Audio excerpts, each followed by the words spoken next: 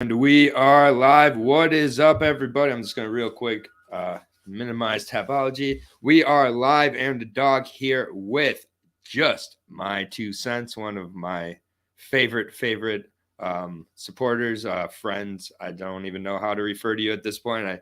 We're boys. That's simple as that. How you doing, my That friend? that works for me, dude. I'm great, man. How are you? Good. It's UFC 283 week. Definitely a worthy pay-per-view card.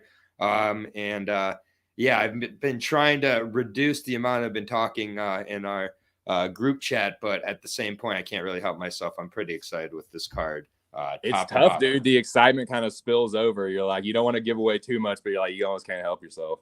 Yeah, so there might be a few, and then yeah, we're all brothers here. Moise is our definitely our brother here, brother on the carousel of MMA here. But yeah, UFC 283, live from Rio de Janeiro, Brazil. So definitely has a little bit to do with some of the narrative on this card. We got 14 fights, I believe, so we're just gonna jump on into them. But definitely pretty excited. I know that you have an idea on some of these where I'm going, but not all of them. So we're starting at the bantamweight division. Daniel Marcos versus Simon Oliveira, battle of a contender series winners. Simon Oliveira has made his debut over with Tony Gravely. He looked okay. 31-year-old. He has the one fight in the UFC. He has Muay Thai tattooed on him, but pretty much goes to the submissions, the jiu-jitsu a lot of the time. Was supposed to face Kwei Hung Kang back in June, and he did withdraw with an injury. Had a split decision against Jose Alde on the Contender Series, where I did have Jose Alde, and I thought Jose Alde won that fight as well. Pretty much all of Simon Oliveira's fights I was able to find, he goes for that guillotine choke. Saw him go for the guillotine choke nonstop in the Tony Gravely fight. Yes, he almost got it a few times, but other than that, not really super impressed by what I've seen out of him. Looping strikes as well. 31 years old, so that's kind of the middle of the prime at bantamweight. Daniel Sonacora Marcos, 13-0, 29 years old. So he's going to be a couple years younger, 19-0, going back to his amateur career. 5'7", so about the same size for these guys. He didn't fight in 3 years coming on to the Contender Series, which you'll see with a lot of these guys on the South American circuit during the COVID. They just went away. I don't necessarily have a problem with that. And what I really liked out of Daniel Marcos was again, Lewis came into that fight, was going for a ton of takedowns. I believe Marcos stuffed 6 of 7, was landing some nasty front kicks, teep kicks, Anderson Silva style, just putting on a really good volume, good striker. These two are going to strike. Simon Oliveira is going to go for the takedowns. And even if he gets them, I think he's going to wear himself out as the fight goes. But the takedown defense of Marcos looked good. The 3 years off looked good, and then I see a plus 135 next to his name. So we're starting out 283 with a dog. What is your thoughts on this fight? And I like him to kind of pour it on with a decision. Good volume and striking. Yeah, dude, it's a good fight, especially to open it up. It's funny. I started taping this, and I was taping. I started with Simon Oliveira, and I was taping, and I'm like, okay, I see some good things. He's like got a lot of aggression. He's got some decent power.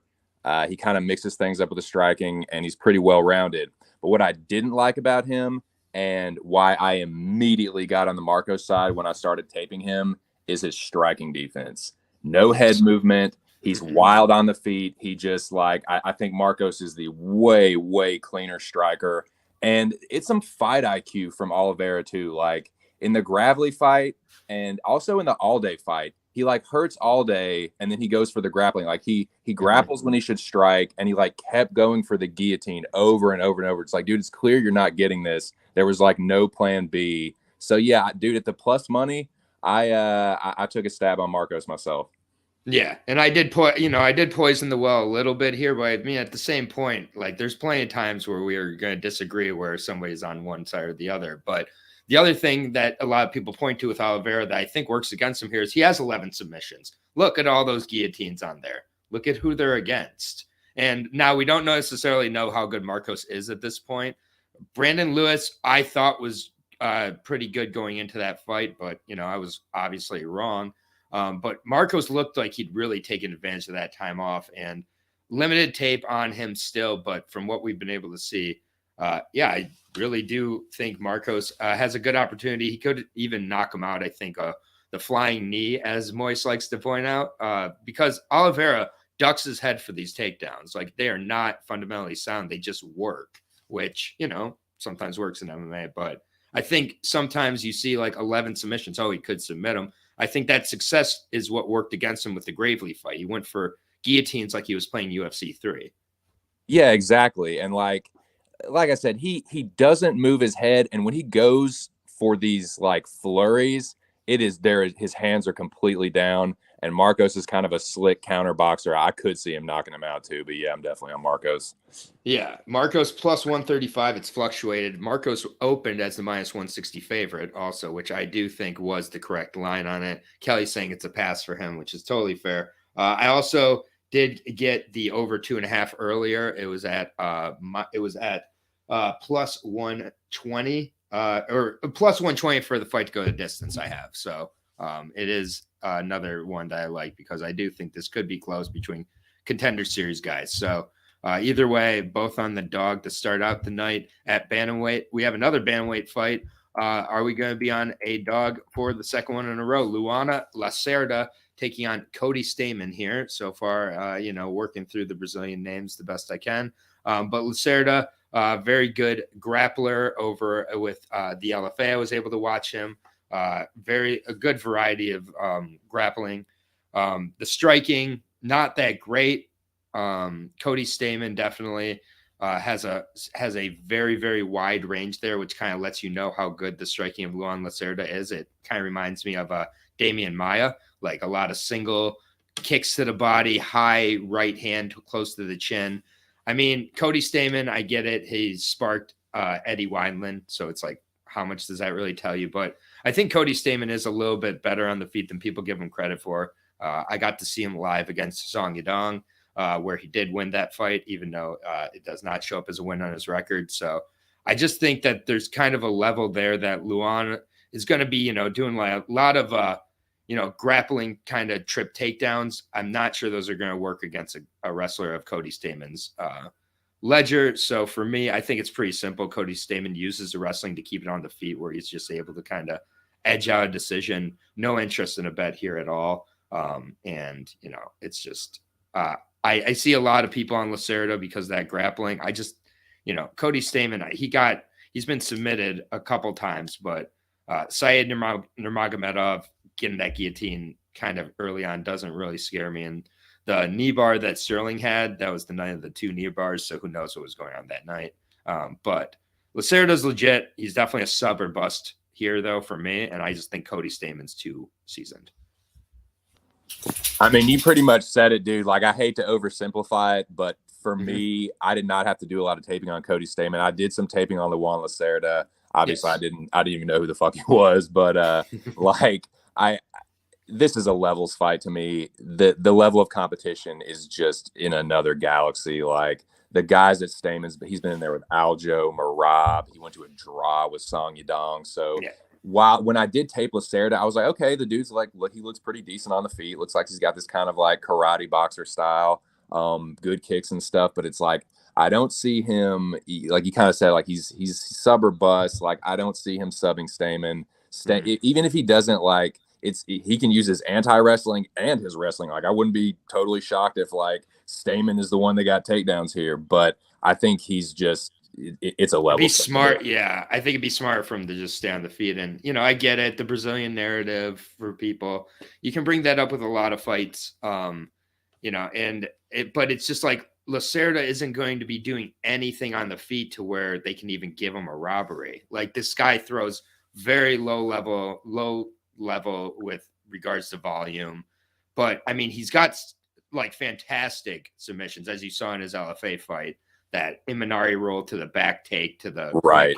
I mean, he's world class. But yeah, Moise, this isn't too bad.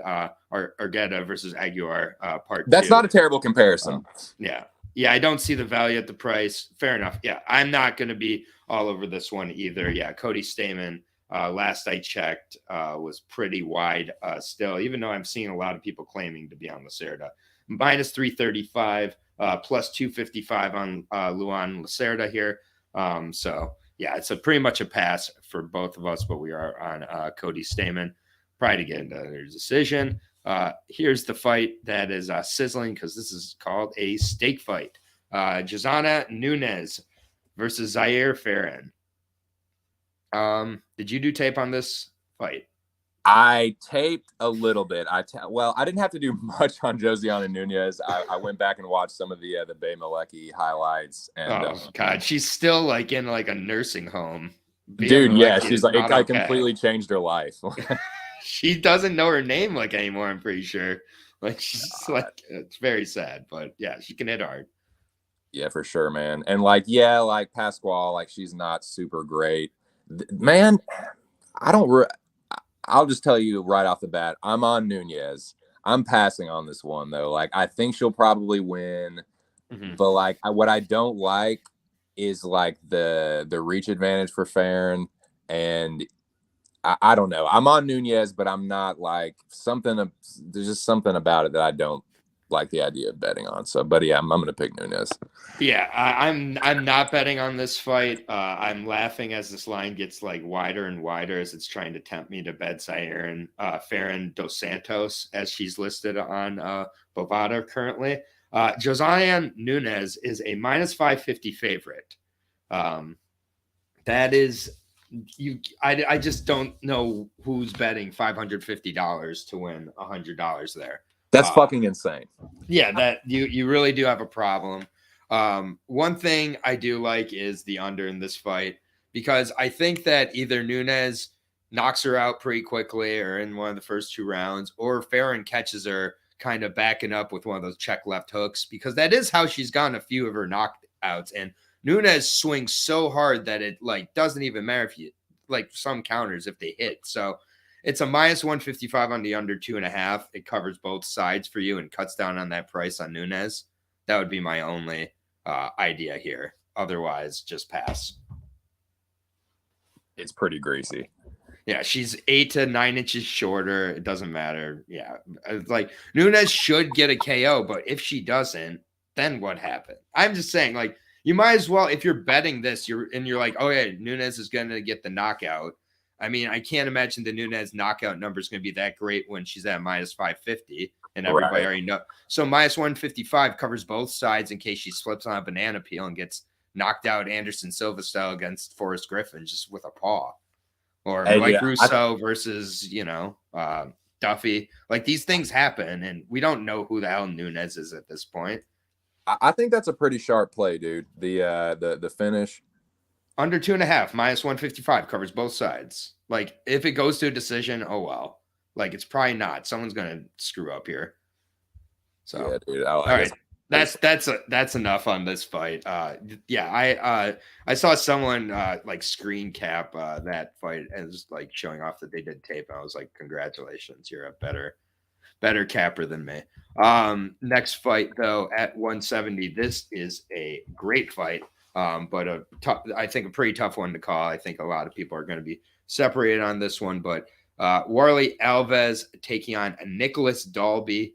I always think of Nicholas Dalby as the guy who drew with Darren Till, and always let me know that Darren Till wasn't the guy we were being sold after that.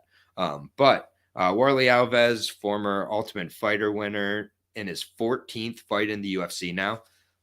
So he has quite a bit of experience.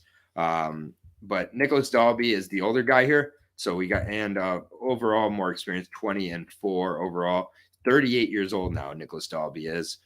Coming off of a win over a guy who's older than him and Claudio Silva. And I want to just go back to Nicholas Dalby's second run in the UFC since coming back. First of all, he was losing to Ross Houston in Cage Warriors before that fight was called because the fight was too bloody and the mat couldn't sustain him. So it was too slippery, so they had to call the fight. But he was on his way to losing that fight. It was a cut that was opened on Dalby that had caused that. And Ross Houston, just go and look at how he did against MVP or others. Then he comes into the UFC for some reason. Gets Alex Oliveira, 35 years old, gets a decision. Okay. Faces a 35-year-old Jesse Ronson on sauce. Jesse Ronson runs through him and chokes him out, puts him away. Second time he'd ever been put away in his career. Then he takes on a 35-year-old Daniel Rodriguez, allegedly wins 30, 27, 29, 28, 29, 28. Go back and watch that fight and tell me how he won the last 2 rounds of that fight as he slowed down and stopped his wannabe Wonder Boy attack. Then he lost to a 36-year-old Tim Means by decision. Then he beat a 40-year-old Claudio Silva. So he is now facing the youngest guy he's faced since coming back to the UFC in his second run in 2019, and the 32-year-old Warley Alves. I'm just putting it pretty simply. I think Dalby is extremely overrated. I don't know what his exact game plan will be here, but I think that Warley Alves is pretty plus in most sides here, except he's kind of, you don't know what you're going to get mentally from Warley. He kind of, screws himself over a lot of times. Win-loss since getting knocked out by James Krause. So who knows what happened there. Knocked out Sergio Moraes, was beating Randy Brown pretty impressively, and then dove right into a triangle for like 5 minutes of Randy Brown. And then Randy Brown finally got it. But again, was beating Randy Brown pretty well there, and I rate that highly. Knocked out Munir Lazzez in 2.5 minutes of their fight. Has really, really sneaky power to the body. It's also mentioned back in the day, the Colby Covington guillotine. I mean, this guy has super plus talent, and I would never describe Dalby as super plus talent. You're giving me a Brazilian at minus like 130 here, who has great finishing ability, going to be able to take Dalby down if he's throwing too many of those kicks, throws good leg kicks himself, so it'll slow down the movement. Alves wins this fight all day long, and I think he probably gets a finish. I just don't know how. Dude, you kind of like took most of the words right out of it. I know. I definitely ate the plate on this one. Dude, it's all good, man. Like, I'm happy to just echo that sentiment. Like, Dalby's record is fucked. Like, it's so weird, man. Like, what a catch by Kelly, by the way, plus 140. But go ahead. No, it's all like, yeah, like you said it, dude. Like, this is 100,000% Warley Alves' fight to lose. And honestly, dude, in the first round, he kind of looks like a world beater. Ask Colby. So yeah. I just like, or Munir Lazzez. No shit, man. And I'm decent. Like, Lazzez is decent. So like, I just is very good. Yeah, I really don't like see how Dalby wins this, because even if you think it's close, it's like, dude, Alves is notorious for getting a Brazilian robbery. Ask fucking Alan Jouban. Like, oh God, that killed me, dude. That killed me, man. Yeah, it's so Alves all day. Yeah, I am seeing Dalby all over the place, which again, it's fine, but like I just don't know if people are really thinking this. This Alves is the youngest guy he's faced in UFC by 4 years since his second time back. He's been on this like retirement tour where it's like, wow, Dalby can like keep it going, and he's slowing down in these fights at the end. Like he slowed down against Daniel Rodriguez. I don't know who gave him a 30-27 in that fight. I went back and watched it again today, but I think I just can't believe. I wish I could have gotten Alves a plus 140. I'm super jealous, but I like him to get the finish. So good to hear that there we're in agreement. I think we've been in agreement so far through the first 4 fights. We'll see about fight number 5. First of the Bonfim brothers up, Ismael Bonfim taking on Terrence McKinney. This is one of my fights of the night for sure. This is going to be nonstop action, however long it goes. I think it's pretty easy to put it that McKinney can get the finish early for sure. Ismael Bonfim, world-class boxer. Him and his brother are. They both really evolved in their jiu-jitsu, but Ismael Bonfim, much more patient. You're going to see a lot more patience in his boxing, willingness to use his head movement, keep his hands up as well. I think he's pretty sound defensively as well. He's the much better boxer. Terrence McKinney has the power over him. Terrence McKinney may have the wrestling advantage, and I think that's where Terrence McKinney, if he tries to take this fight, I have a hard time seeing him keep it there for 15 minutes. Under 1.5 is probably free. I don't really agree with that, actually, Kelly. I actually do think that this fight could go a little longer than people are anticipating. And I think that obviously favors Ismael Bonfim for my position. So Bonfim has the power in the hands as well. Decent jiu-jitsu, but I don't see the jiu-jitsu being a factor for him. I think Terrence McKinney could get a submission. That back control is really good.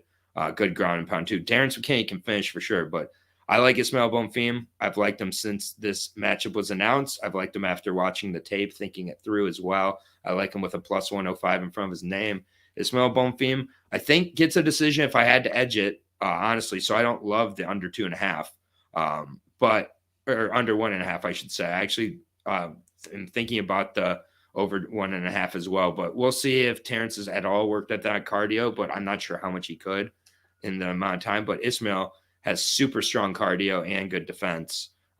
So I think that if Terrence tries to, wrestle him for 15 minutes, if he is not trying to go for that first round or bust, I don't think that's going to work either. So I like Ismael in this fight.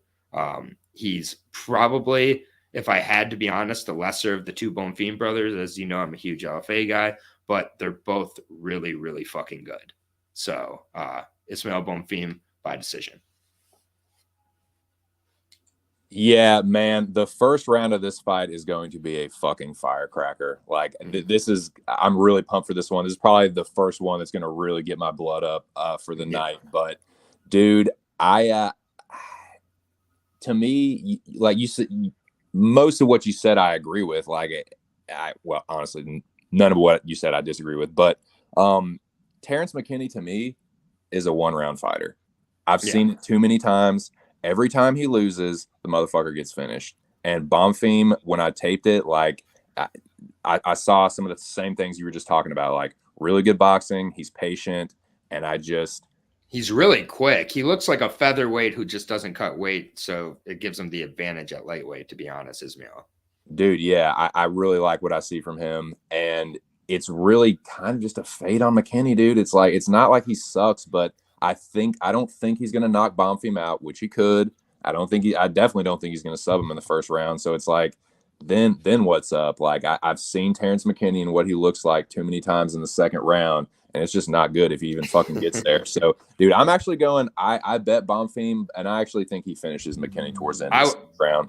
I would love that. Yeah, I would love that. Justin, I'll give you some love here. Terrence and the Bonfim dudes, not sold on him, thinks they both lose.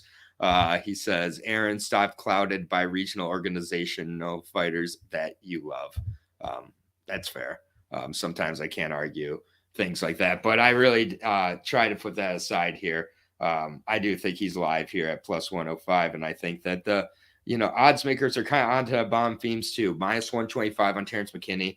The fact that they're matching him up with a guy like Terrence McKinney in his debut, and it's not as a way to just get Terrence McKinney the win. I think that says, a lot about him. 18-3, by the way, more fights than McKinney, just saying. Plus his boxing credentials. There's a lot to really like about the Bonfim brothers. Go watch their tape on Fight Pass. It's a really, really good watch. Both guys are really fun to watch.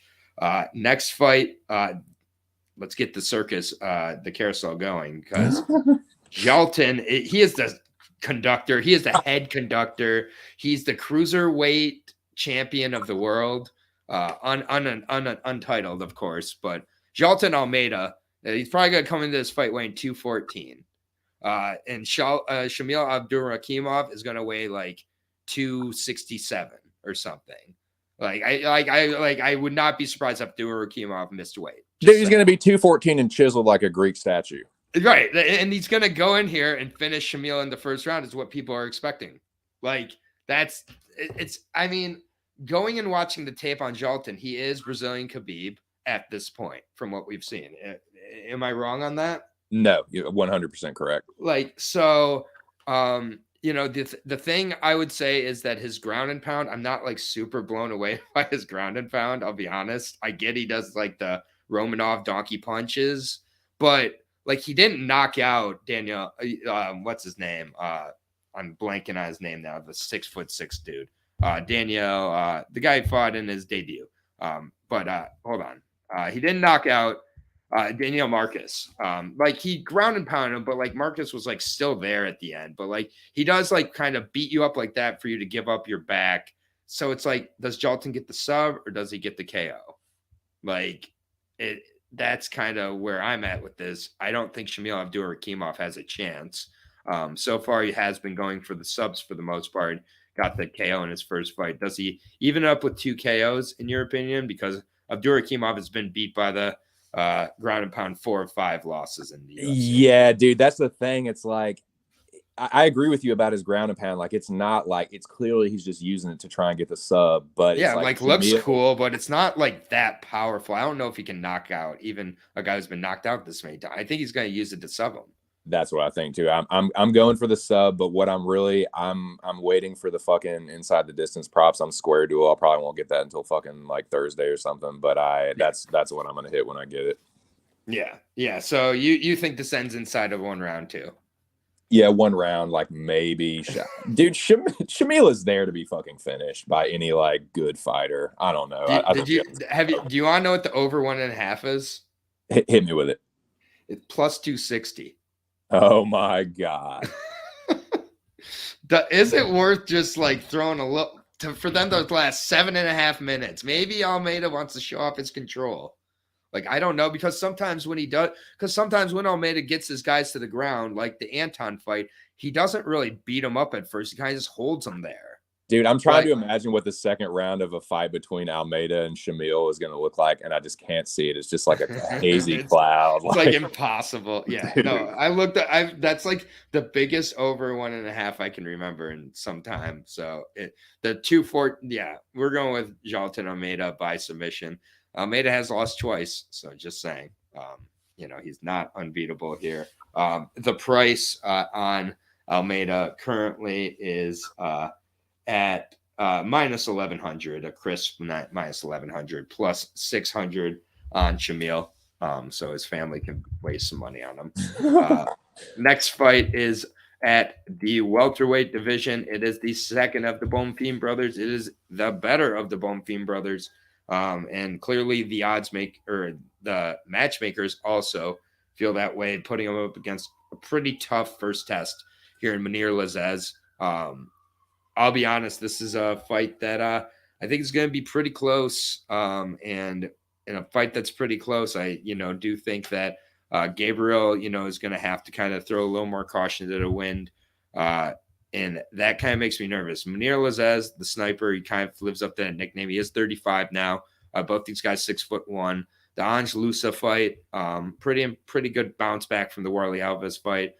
Similar to his approach he took in the Razak Al Hassan fight. So he really does kind of do a good job of using his movement, using kind of the variety, on the feet. So for me, I think Gabriel Bonfim can't get caught into a kickboxing bout here. I think he has to use his, wrestling, his jiu-jitsu, which he is much more kind of accredited in than his brother so far. His brother has more MMA fights, yet is more the pure boxer. Gabriel does mix it up more, and I think he will here. I like the Bonfim brothers. I do have a Bonfim brother parlay that's going to pay pretty well currently.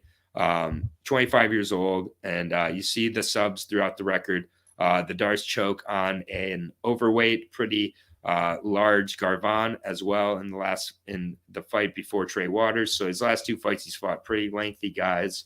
So he's been able to handle that well. Had a good back and forth with Brenner Albert. Really goes to the body well, which Munir Lazzez has shown he's weak to as well. But I just think here Gabriel's making it a lot harder on himself on the feet, because that is where Munir's going to have a chance. I think on the ground, Gabriel is miles ahead. I saw Kelly said it by sub. I like by sub as well. I like Gabriel Bonfim to get the submission. I think somewhere in round 2. Yeah, this is a really fucking good fight. Dude, it is, man, especially for like a prelim jank. Like, is this still early prelims? Yeah, this is the end towards the end of the prelims, but yeah. That's insane. Like that's crazy, man.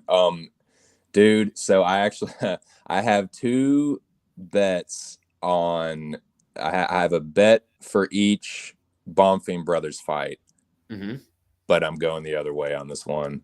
Yeah, I actually feel like, dude, this is. I made this bet and then I instantly like, oh, should I have done that? Like, fuck, Bonfim's really good. It's Brazil. Like, Jesus Christ, if it's close. Like, this is one where like I could see it being really close and Bonfim getting the Brazilian love. Because like when you think about these fights, like you got to imagine every time a Brazilian fighter lands something nasty, it's gonna get a little reaction from the crowd. But Absolutely. dude, this is why I pick Lazez, and this is why I bet Lazez. It's not that he's like you look at Razak Alhassan and you look at Angeloso like making his debut. Like, yeah, they're not world beaters. No. But I'm picking him just for having been in there with dangerous strikers before. Although I do think Bonfim is like a cleaner boxer than both of those guys. And another reason I'm picking him is like Lazez is good at distance management, and he's got an educated jab, and he's a good counter striker. Bonfim throws really good long boxing combos. But I noticed I think it was his most recent, I think it was the most recent fight. The Contender Series or an LFA? His most recent LFA fight.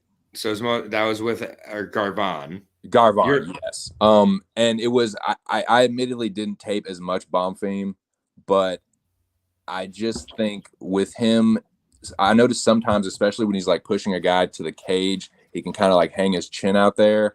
Like Lazez is a pretty nasty counter striker. I'm gonna pick and bet Lazez that it was like I got him at like plus 149, I think. So that was like pretty tempting to me. I think with the experience advantage and him just being, I think a little bit more seasoned of a striker. I'm going with him, but I'm very fucking nervous about that bet, and I can just totally see Bonfim getting away with it. I don't know. Close one. I think Vegas knows what they're doing with this line. I think they're trapping a lot of people into betting the 35-year-old Lazez in Brazil. So Gabriel is really good. Both Bonfins are really good, and I think that they are not setting these guys up to lose. So yeah, I mean, y'all heard that, guys. Like your boy right here could be a cautionary tale. So yeah, I could be an example. I'm seeing a ton of Lazez love online too. So that makes me fucking nervous, and now I'm even more. But maybe you guys are all the smart ones, and I'm falling in love with the new Brazilian toys. Minus 185 Bonfim. I don't love it, but it is in my Bonfim Brothers parlay. So let's go. Next fight, we keep the LFA train running. Am I going to keep going with the LFA, though? Thiago Moises versus Melk Costa. Ezekiel Costa, but known as the Milkman. Melk Costa, I kind of can't believe Melk Costa's here, but he's coming off of a fantastic performance in the LFA where he got that knockout. Looked really, really good. But this is my most confident favorite on the card. Thiago Moises is so many levels above Melk Costa. Minus 300 is an absolute gift. Put him in every single one of your parlays that you want to. Thiago Moises is getting the submission most likely here. Melk is just, he's a wild guy. He gets into some scraps, and just Thiago Moises isn't going to play that game. He's going to take him down and submit him. Levels. Boom. There you go. Like there's just not minus 300 is I'm shocked. Yeah, I'm trying to like imagine a world where like Moises loses this fight, and it's not coming to fruition. Like I don't see how he loses. I picked against Melk in his last fight, against Junior as well, and he looked really good there. It's the best he's looked, but again, it's a certain level. I can't believe Moises is only a minus 300. I think he's getting massively disrespected here. Yeah, I think so too. Like, I think even if he gets in trouble on the feet, like if he gets hurt on the feet, he's so sneaky on the ground. Like he'll grab a fucking leg or something. He'll get some kind of sweep and end up in a favorable position and just fucking choke him probably. Yeah. I don't know. All day. Minus 300. If you got that, take it. Melk should not be here. He's exciting. But that's about it, man. I don't really rate him too highly. These prelims are just wild, and they're so wild that we have RoboCop on them, facing an undefeated, hard-hitting Brazilian nicknamed the Hulk in Bruno Ferreira. I'll tell you right now, this fight has me a little bit nervous. I'm a huge RoboCop fan, as anybody who follows me knows. And the one thing that is always brought up is that chin. It will always be brought up for the rest of his career because he got knocked out by Jordan Williams. And because of how RoboCop is as a fighter. He's like, I'm going in there. You're gonna have to kill me to beat me. It's what makes him strong, but it's also what could be eventually his downfall as he gets higher up in here.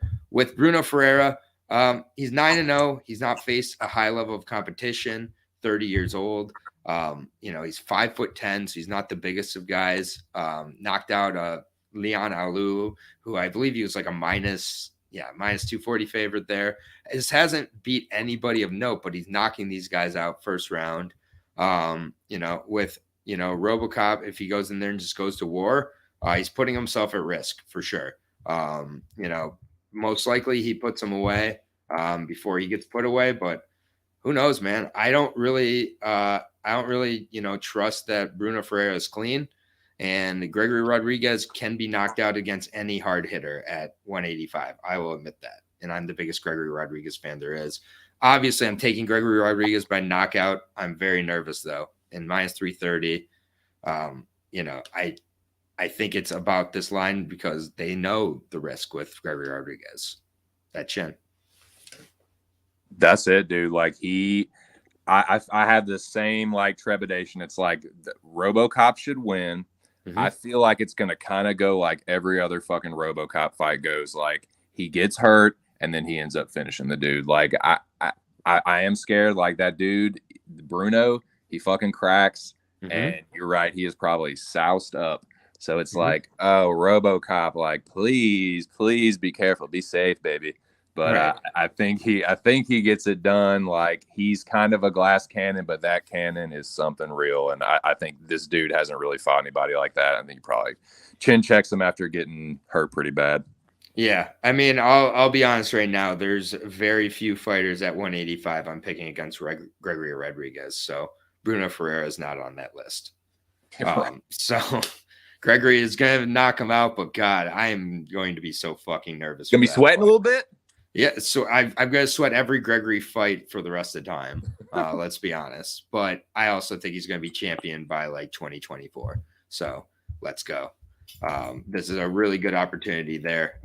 The featured prelims. So we talk all these dope prelims, right? Like all these incredible prelims. What's the featured prelim? Shogun Rua versus Yor Patera. Womp, womp, womp, womp. Why do we do this? Why do we do this to ourselves? Here's the thing. I'm not gonna go back and watch Shogun tape because that Shogun has died. He died a Shogun's death a long time ago. Yor Patera was a favorite in his first fight in the UFC against Negramanu. I bet Negramanu simply because Patera is a fraud and he has no strike defense. He is kind of powerful. He hits hard himself. I don't think Shogun can take a shot at this point. Yor Patera is my pick, and I don't want to really think about it much more than that. Yeah, I'm just gonna hop right in that boat with you, Bubba. I think like there's no point in taping Shogun. He's a husk of a shell of a man, and like I think this one actually goes the opposite of the fucking my breakdown of the Rodriguez Bruno. I think Shogun hurts Ihor, gets all excited, and then gets fucking shadow round. So yeah, I'm gonna go Ihor by first round knockout after. Yeah, there's the sirens for Justin that he always calls out. Pretty much every Brazilian. I'm in the murder capital where they murder for capital. Minus 230, Yor Patera. If you're betting that, vlog off this. I don't want you here. Just don't bet this fight. Even the fight will not go the distance. Minus 275. Under 1.5 is minus 105. Dude, I can feel the grease through my fucking Tapology screen. Yeah, it's just gross. This thing's probably going to a decision. We're all just going to be smoking our bowls, eating our steaks, whatever you do to get ready for the main card, because the featured prelim is Mauricio Shogun Rua versus Yor Patera. Like, what are we doing? Yours sucks. I agree. But I'm not betting Shogun. Not in 2023. Fuck no, dude. This is just terrible, Kenny. Got it. I can't believe that's the featured prelim. We have all these prelims, and then the first fight on the main card. What do we choose? All these good prelims. We got RoboCop. We got all these others. Paul Craig and Johnny Walker. Dude, it's an abomination, but like the placement is even worse. Like, yeah, what are we doing? The main card for a pay-per-view should matter. Apparently it doesn't anymore. Johnny Walker should go into this fight and, kind of just be on his bike, kickbox him, a few kicks here and there, good strikes, stay away from the grappling, stay away from the cage, frustrate Paul Craig and win a decision, right? That's what should happen here. Like, Paul Craig is going to have to pull guard and submit him. Can he do that? Maybe, but I think Johnny Walker probably just wins a decision via his kickboxing. Yeah, there's a lot of fucking greasy fights on this card, dude. Like, seriously, dude, they're both fucking chinny. They both like Craig. We all know what the deal is with Craig and his fucking insane guard game. Like, Walker is so like, he's kind of unreliable, but I feel like in this spot he should be the better striker. Like, certainly the more heavy hitting striker, but it's like he's so chinny and like, there's no way I'd fucking bet Johnny Walker. I'm gonna pick him. Yeah, I'm probably like, I've got Johnny Walker by knockout. I think he like clips Craig at some point and hurts him. But yeah, I could see a Walker decision. I can't bring myself to pick Paul Craig in Brazil. I think Walker will kind of show up and get it done. Yeah, I'm kind of surprised when I look at it. Like, the over 1.5 is like plus 135. So they're just expecting either a sub or a knockout really early. I just think Johnny Walker, like, his main like motive is to win this fight. I don't think his motive is to like make a huge impression. So like, honestly, like, I really could see this going to distance. Like, I think one of these super juice fights that everybody's expecting to end inside the distance is going to end early. Plus 370 for this fight to go the distance, I don't hate, honestly, because I really don't think, it's like, I don't think that the finish is a foregone conclusion, especially from Johnny Walker. I agree, especially if Craig's not an incredible striker, but Walker's really chinny. If he hurts Walker and just makes him play it safe the whole time and just kind of outpoints him, I could see a Walker decision. Yeah, Walker, I agree. Once again, Walker looked more focused last time. I just think like the days of like Walker going out and wanting to do the worm and getting a first round finish are done. He wants to just win. Like, he doesn't want to get hurt. Like, so, and I just think Craig isn't this instant finisher unless he gets to the ground. Obviously, ask Jamahal Hill. But yeah, I think that plus 370 on the fight going the distance cover both your sides. I put a bet down on that already. I think that, like, honestly, like, do that and call it a day. Then you don't have to think about betting minus 190 on Johnny Walker or a plus 160 on Paul Craig. Neither side you want to do. So fight goes the distance is my play. Nice, dude. I like that. By the way, I will be working with Lou Betcha later this week on props. So if you notice a lot more props talk, it's because I've been focusing a lot more on it early in the week than I usually do. I'm usually more of just a money line, a few props here or there, but either way, dogs might make a little noise here, but I don't think it is because of Lauren Murphy. Jessica Andrade, this is my second most confident favorite of the night, right behind Thiago Moises. Jessica Andrade. There's levels to this. There's athletic levels. There's skill levels. There's every levels to this. Lauren Murphy, man, has she overachieved. And this is where the overachieving gets not fun. Is that now you got to face like women like Jessica Andrade. Jessica Andrade is one of the best flyweights, one of the best strawweights. Plenty of power at both. She's in Brazil. She's going to finish Lauren Murphy early, probably by knockout. Yeah, dude, this is my most confident pick. Now, Full disclosure, I am a massive Andrade stan. She is my favorite WMMA fighter, so I fully acknowledge my fucking bias. But it's for good reason. Like, she's a fucking beast. You said it, it's levels. Lauren Murphy is not on her level. In Brazil, she is going to be fired the fuck up. And she's mean, dude. Like, I do think she gets the finish. Like, Murphy's tough, but you look at who she's been fighting, and it's just not a lot of, like super powerful strikers. And like the time she went up against fucking Valentina, the one who does have put some stank on him, she got finished. So yeah, I think it's either knockout or a club and sub. I think Jessica makes a real fucking big statement here. Do you remember Valentina versus Jessica Andrade though? Yes. Valentina got like 16 takedowns in round 1. Yeah. Dude, like she kept picking her up, getting up, and just throwing her down again. Dude, it's funny. Like when Jessica looks bad, oh my god, does she look bad? Like that one and like the Wiley fight. The like, Wiley fight. Yeah, Lauren Murphy's not. There's no way in hell. No. This is my most confident by far. Like honestly, this and Moises, it's hard. Both are. I'm gonna go with Moises as my most confident actually, but my most confident otherwise is Andrade minus 525. I get it. And yeah, she probably finishes her.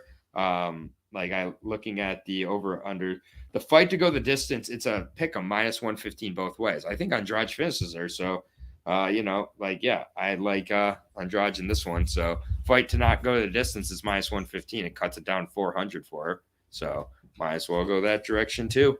Dude, Murphy takes a beating against these like pillow-fisted fighters. Like that is not Andrade. I think she's gonna beat her really fucking badly.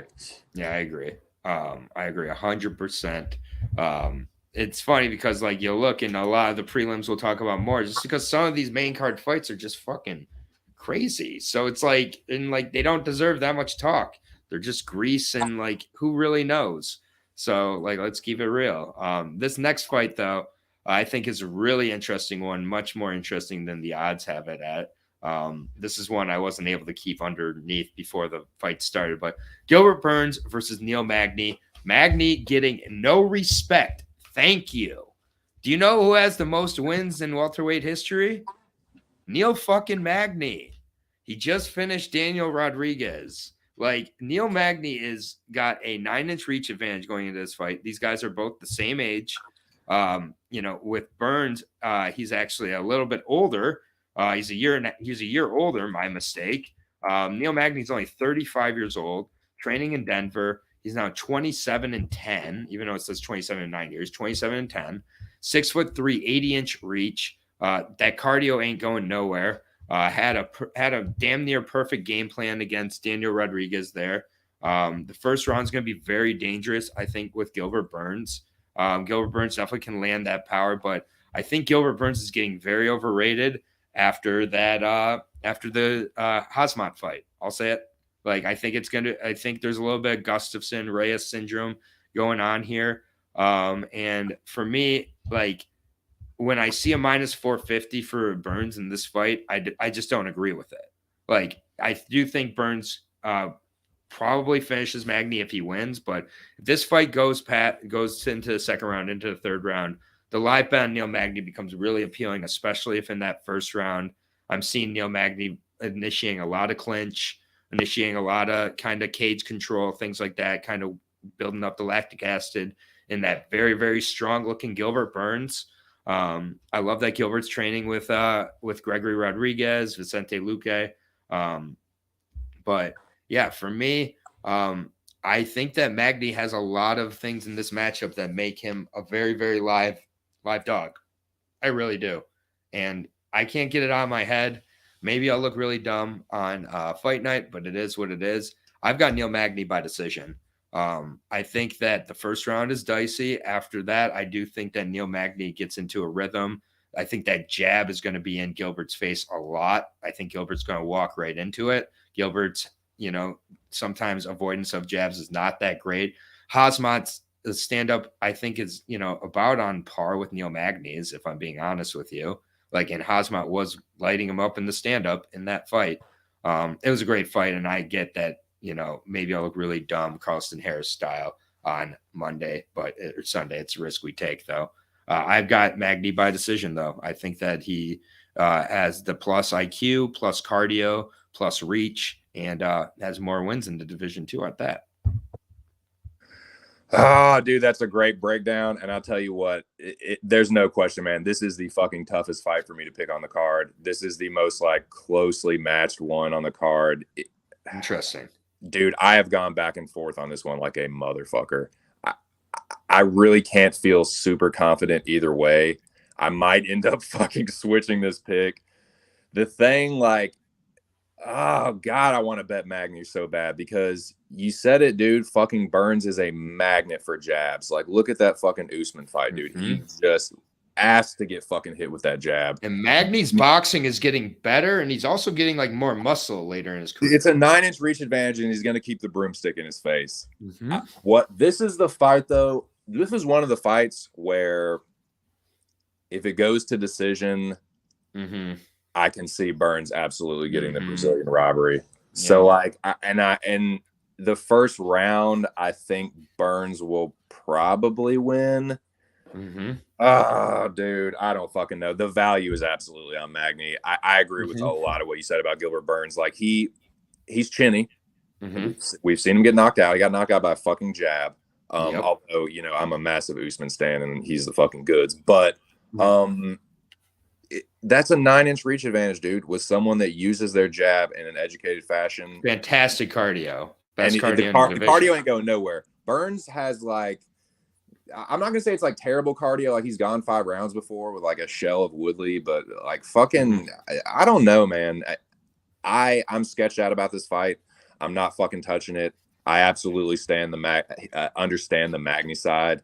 I can see Neal winning a decision, but I'm too much of a pussy, man. I'm gonna go safe and pick Burns and say he gets a fucking Brazilian robbery like Burns by split. Yeah, minus 450 for your split decision, Gilbert Burns. Christ, no fucking way. I know, plus 330 on Magny right there. Yeah, the fight going the distance, minus 103. Fight doesn't go to distance, minus 130. So, I just wish Neil Magny had a little more finishing ability, even though he did get a finish in his last fight. That was a really slick Darce choke, and I can't imagine him submitting Gilbert Burns. So, I think Burns is a considerably better grappler. Right. Yeah. So, like, for me, it's like we are relying on the Brazilian judges being honest with the decision, but it's plus 330. So I did put a little sprinkle down on the all-time winningest UFC welterweight fighter in Neil Magny to add to that with his record with, I believe, his 18th decision. This would be. So he's won decisions everywhere. If anybody can win a decision in Brazil against a Brazilian, it'd be Neil Magny. Again, I think it's a great fight. The price is way off here to me. I think Gilbert Burns getting massively overrated after a fight that happened, nearly a year ago now, right? In April last year. I mean, Gilbert hasn't been back, just saying. And we've seen guys come back from their best performance being a loss before, and they haven't looked good usually. At least from recent memory, when they come back from their best performance in the next fight. Dude, you think about it, it's like no matter who wins or loses that fight, you're taking punishment, but then it's also the mental thing of, oh, well, I took a lot of punishment and I fucking lost that fight. Yeah, but I think it was my best performance. That's got to screw with you. Exactly. Like, it's like my best performance wasn't good enough. So we'll see how he comes back. Gilbert should win this fight, but I think Neil's getting way disrespected here. The line's fucked. Neil Dangerfield gets no respect. Giving plus 330 Neil Magny here. Fourth of probably 10 fights between these guys. Deidson Figueiredo versus Brandon Moreno, 4. Everybody who has their side has it figured out with this fight, I've decided. If you're on Figueiredo, you have it figured out, and it's because he's got this, pretty solid jiu-jitsu, really good power, excellent boxing, and he's gotten his weight cut figured out, and he doesn't need fight ready because he's slimmed down and he's looking better, even though he's 35. If you're on Brandon Moreno's side, he's clear of James Krause. He's back at his gym in VFS, training with a lot of good guys like Michael Morales and others. He's got better footwork. He's a good scrambler, good grappler. He's going to take this into deeper rounds and win it with his sharp boxing. Which side of the coin are you on? I feel you just flip a coin because that's how these fights are going to go, man. They're so close, so greasy, and I want no part of betting them. I didn't bet the last 2. I'm not betting this one. So for me, I like Deidson Figueiredo in this spot. I think he's going to land the more impactful shots, and I think he's going to have the better opportunity to finish. I could see him getting a finish in the 3rd, 4th round, or edging out a decision, but Brandon Moreno winning a decision or snatching up something would not surprise me either. But I'm going to go with Figueiredo, 3rd round TKO. Yeah, again, this is one where I'm going to have to put the full disclosure out there. Like, I'm not as much as I used to be, but I used to be a big fucking Figgy Small stan. Okay. So that my bias, I just need to make that known. But no problem. It's But this one, it's the fourth meeting. Like, I've pretty much seen enough from them that I more or less kind of know what I'm going to get. It's been a little different every fight, but these are some of the things that have like carried over overall. Is like Figueiredo has more power. It's tough to kind of gauge the second fight because I do think he was affected by the weight cut. I mean, he just looked so much different than he did in the first or the third ones, which actually were pretty competitive. Like, regardless of who you think won the first one or the third one, they were both competitive. But I do like Figueiredo landed the harder shots in both. I think he'll land the harder shots again, and it's Brazil. I have a tough time imagining Moreno winning a decision. And it's not even necessarily like, oh, we're just going to pick Deidson just because he's Brazilian. Dude, that crowd is going to be rocking for this fucking co-main. And when if Deidson lands a big one, dude, it's going to be uproarious. So, like, I think I'm struggling to see Moreno winning a decision. I think he could finish him again. Like, if Deidson has another bad cut and it's like, and he can capitalize on a mistake early, because I think Deidson, that is one of the things. It's like sometimes he can get a little over aggressive and be a little like, it can be like sometimes like a lapse in judgment, and Moreno's super dangerous. But I got Figueiredo, and actually my dumbass threw him in a parlay with Andrade. So you think by decision? Yeah, I'm gonna say Deidson by decision. Yeah. And which is at plus 225 right now. God, I like that, dude. Yeah, that's I don't like, as much as I'd like to see the finish. Yeah, I think it's going to be a decision either way. I just think these guys have been in there too much with each other at this point. Yeah, I really do. But if someone's getting to finish, Figueiredo's got that game-changing power. He's got that power that could translate up to 135 still, in my opinion. I don't like to over analyze embedded. Like, trust me, I don't want to be that person. But he did look significantly slimmer when he was talking to Glover on the beach there. So I do think that he's thought about this weight cut moving forward. So Figgy is my pick, minus 110 both ways. As I said, flip that coin. I just am not too interested in betting these guys' fights because they're too close. So I don't blame you. I'm kind of feeling stupid for doing it now, and I could end up just kicking myself for this. But yeah, hey, you know what? It's all good. It's all good. I think someone's got to cash. But on to the main event of the evening. Glover Teixeira stepping in here to take on Jamahal Hill for the 205 title. Remember how Ankalaev was going to be champion, and then they said it was a draw or something? Don't remind me. Grow up. Yeah. So, anyways, Glover, Jamahal here. This is a weird fight. Just because for Jamahal, I'm interested to see kind of the game plan he comes in with. If he's going to be really aggressive early, in my opinion, I think that's the best. Approach he could have here. I think that if he gets into kind of a game, where he lets Glover get into his groove, Glover seems to kind of, and his chin seems to settle as the fight goes on. Like, it seems like early on, the first couple of shots before he's kind of into the fight, you can kind of catch him and put him away. It wouldn't surprise me to see Jamahal Hill getting like a 2-minute KO type of thing.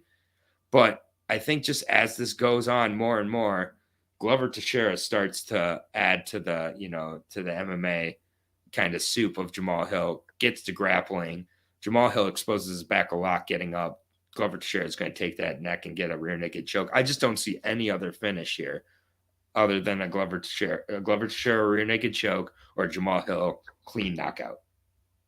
I completely agree. I hate to oversimplify another one, but it's pretty fucking binary for me. Like, yes, you said it, dude. It's a Jamahal Hill knockout pretty early in the fight. Glover gets buzzed a lot early in fights. Yes. His chin's been cracked before, and Jamahal Hill puts some fucking pepper on him. But, dude, we've seen Hill's grappling been exposed twice now. You said it about giving up the back. Glover on top is a motherfucker. Like, this is how I see the fight going down. And if I'm wrong, I'm fucking wrong. I think they come out early. Jamahal Hill cracks him. Glover gets wobbly. Hill goes in for the kill. Glover hits a reactive double, takes it back, chokes him out first round. I got Glover mean, sub. Yeah, I think that happens in one of the first couple rounds, honestly. For me, Glover Teixeira is the underdog here, and I kind of don't get it, but it is what it is. So right away, I like Glover inside of the first 3 rounds, plus 180, 1, 2, or 3. You can get him at plus 180. I don't mind that. Glover by submission. I also like Glover inside the distance, plus 145. I think he gets the finish in this fight. I really do. And on top of which, if you want the first round sub, it's plus 550. So I've hit some plus 550 subs before. Wouldn't surprise me here. But yeah, I just don't think that Jamahal training in his very, very small gym in Grand Rapids, Michigan. I'm from Michigan. I know the gym he trains at. Like, I get it. Glover's training in Connecticut, but he's training in like Brasilia, Connecticut, where he just brings in all these killers and training with Alex Pereira for this fight, for example. Like, I think that's kind of a good guy to get ready for here. I don't see Jamahal being UFC champion. I just can't. So. That's the same thing with me, dude. Like, I closed my eyes, like, really? Hill's gonna? Nah, Glover. And he's the favorite in Brazil. That's insane to me, man. Like, I just see Glover just like capping it off. The crowd goes crazy. Like, I think Yuri hits pretty hard, and Yuri did not put away Glover by his strikes. He did, man. And like, you look at the dudes he's been knocked out by, like fucking Rumble Johnson. Right. Like Prime Gustafson, pretty close to Prime Gustafson hitting like 700 uppercuts in a row. Yeah, it was a fucking TJ combo from Killer Instinct combo, like 75 punch uppercut combo. Yeah, like, again, Jamal definitely could come in here and knock him out, and then everybody is just like, look, I had my Jamahal, but I think Glover should be the favorite. I see Glover winning this fight. Yeah, Glover, of course he can get knocked out. I know, Kelly. Like, so can Jamal. Like, I understand he can get knocked out, but overall, I think Glover is just a much better MMA guy. So, yeah, that is going to do it for the UFC 283 breakdown show. Nice, clean hour and 2-minute show here, but over under is the better play. Yeah, I mean, I think that I just like Glover in this spot personally, but I think it's a pretty great card overall. Like the middle, middle to like the top kind of gets a little bit off. Zach Johnson, what is up, Dome? He says. What up? Shout out to the Arkin Dome. Yeah, shout out to the Arkin Dome, best group chat in the biz. But yeah, the amount of plays were on the Marcos train. So if you want to be on the Dome train, go ahead, because a lot of Dome plays will not be played out. It's all good, Zach. Just go back and watch it from the top. But 2 cents. This isn't going to be our last breakdown. I hope not. I think we're going to start breaking them down much more. Everybody go subscribe to Just My 2 Cents YouTube channel. I'll be in the description after the post as well, but puts down streams. When's your next stream? The weigh-ins? Yeah, I'll be live Friday for the weigh-ins. All right, yeah, it's real good. Just get a little Gambit Evolved Combat Sports, of course, UFC as well. But yeah, great chopping it up with you, my friend. But yeah, it's a good card. Overall, I think that there's definitely some good spots. I think that again, the main event for me, I do like Glover quite a bit. So I will have him in a money line play as well, because if it does go to decision, I'm confident he'll get that decision as well. But I like the submission for him also. So that plus 550 first round submission I like as well. But yeah, much love to everybody. Anything you need to say before we say la vie? Dude, thanks for having me, man. This was a blast, and I'd definitely like to do it again sometime soon.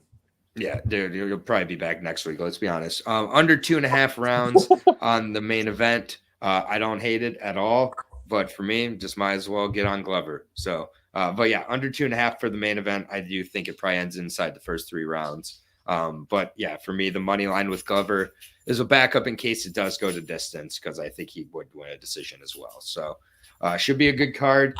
Boom Fiend Brothers parlay if you're on my side. If you don't want to be on my side and want to join the sheep, Munir Lazez. Just kidding. But appreciate it. Just my 2 cents. Moise, Kelly, Justin, Zach, everybody else in the chat here today, JJ, all of you, I appreciate you. Got double-digit viewers as always. Don't forget to like and subscribe. And yeah, it's the only breakdown of the week. Rare one breakdown week for me. No LFA, no Cage Warriors, no Fury. So enjoy UFC 283. Good luck, everybody. And Justin, join the Bonfim Brothers parlay. Peace. Later.